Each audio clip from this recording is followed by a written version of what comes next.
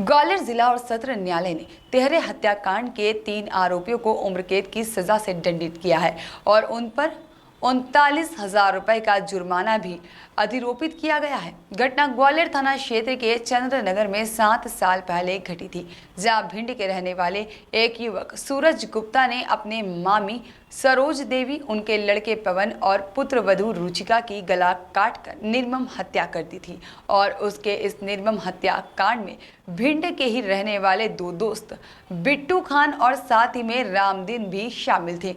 घटना ग्वालियर थाना क्षेत्र के चंद्रनगर में 6 अगस्त 2015 को घटित हुई थी। इस मामले में पुलिस ने कैलाश गुप्ता की शिकायत पर हत्या, लूट और डकैती का मामला दर्ज किया था। कैलाश गुप्ता जब अपने कारोबार के सिलसिले में घर से बाहर गए थे, तभी उनकी पत्नी सरोज, बेटे पवन और बहू रुचिका की निर्मम तरीके से हत्या कर दी गई थी। इस हत्याकांड को कैलाश गुप्ता के भांजे सूरज गुप्ता ने ही अपने साथियों के साथ अंजाम दिया था। सूरज गुप्ता के यह रिश्तेदार हलवाई के काम के अलावा ब्याज पर पैसे देने का भी काम किया करते थे।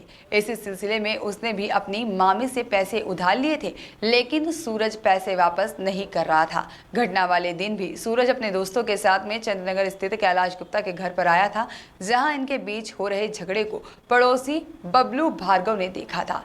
साथ ही में पुलिस ने विवेचना के बाद में तीनों आरोपियों को 1 सप्ताह बाद गिरफ्तार कर लिया था और इनकी उंगलियों के निशान कांच के गिलास पर मिले थे, जहां पर आरोपियों के मौके पर मिले हुए बाल से भी इन लोगों द्वारा वारदात की पुष्टि हुई थी। साथ ही में न्यायालय ने इसे गंभीर प्रकृति का अपराध मानते हुए तीनों को दया पर पात्र नहीं माना था। साथ ही में उन्हें अलग अलग धाराओं में उम्र कैद की सजा सुनाई गई थी और घटना के बाद से ही यह आरोपी जेल में बंद हैं।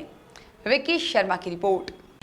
ये 6 अगस्त 2015 को चंद्रनगर ग्वालियर में कैलाश गुप्ता के घर में उसकी पत्नी सरोज गुप्ता, उसका बेटा पवन गुप्ता और उसकी बहू रुचिका गुप्ता, इनका मर्डर किया गया था और वहाँ लूट की गई थी उस घर में।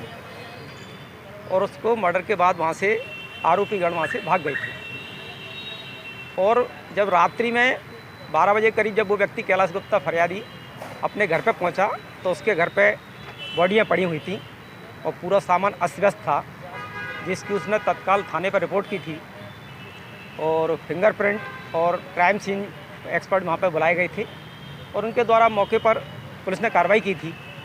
क्योंकि आरोपीगण मौके पर कोई नहीं मिला था, तो संदेह के आधार पर सर्कमस्टेंशियल एविडेंस पर पुलिस ने इसमें इन्वेस्टिगेशन किया और उसमें उसका जो भांजा था सूरज गुप्ता, वो इसमें गिरफ्तार किया गया।